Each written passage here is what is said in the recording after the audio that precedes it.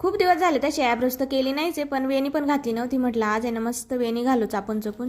पण त्याच्या आधी बघा आता आहे ना औषधं वगैरे होते मुलांचे, ते एक्सपायर झालेले मी साईडला टाकून दिले. आणि प्रत्येक वेळी ना मी बघूनच घेते एक्सपायर झालेल्या वस्तू फेकून द्यायच्या. आणि असं आहे ना मस्त ड्रावर रचून ठेवला. त्याच्यानंतर मुलांना भूक लागली होती, म्हटलं चला आता आहे ना पोहेच बनवावा. तर घरामध्ये सर्वांनाच आवडते आणि म्हणून मग मी मस्त असे पोहे बनवले. आणि वेळ पण कमी लागतो आणि मुलांना आहे ना मुलं आवडीने पण खाता पोहे, त्याच्यामुळे ना मस्त असे पोहे बनवले होते. आणि 4 वाजले होते संध्याकाळचे, म्हटलं दुसरं काय बनवावं, तर पोहेच बनवले होते. तर 2-3 दिवसापासून तर पोहेच खूप आवडायला लागले, जास्त रोज रोज तेच होतंय नाश्त्यासाठी. आणि आता मस्त असे पोहे बनवून घेतले आणि सर्वांनाच दिले होते. तर मी पण, मलाही भूक लागली होती, म्हटलं चला मी पण खाऊन घेते. त्याच्यामुळे ना मग आम्ही सर्वच बसलो होतो.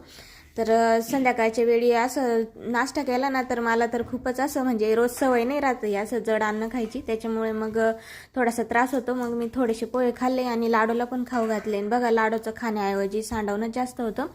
मग राहिलेलं माझं काम केलं. मग वेणी घातली मी, तर मस्त अशी तेल लावलं आणि मस्त अशी वेणी घातली. तर केस तर खूपच पातळ झालेले, पण मग आज खूप असं वाटलं होतं का वेणी घालावं मस्त.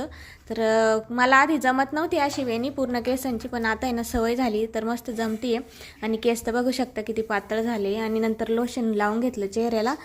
त्याच्यानंतर पाणी आणून घेतलं होतं आणि रिधी सिद्धीच्या कपड्यांचे पण मस्त घड्या घातल्या होत्या. आणि त्याच्यातून आहे ना दरवेळेस 2-4 कपडे असे निघतच राहते जे त्यांना आवडती नाही आणि फिट पण व्हायला लागते. मग काय मी 2 पेटीकोट काढले होते. तर म्हटलं मस्त व्हाईट कलर आहे, कॉटनचे होते, त्याच्यामुळे म्हटलं चला आता आहे ना टोपल्यामध्येच ठेवावा. तर कसं वाटलं मिनी व्लॉग, आवडला असेल तर लाईक करा. बाय.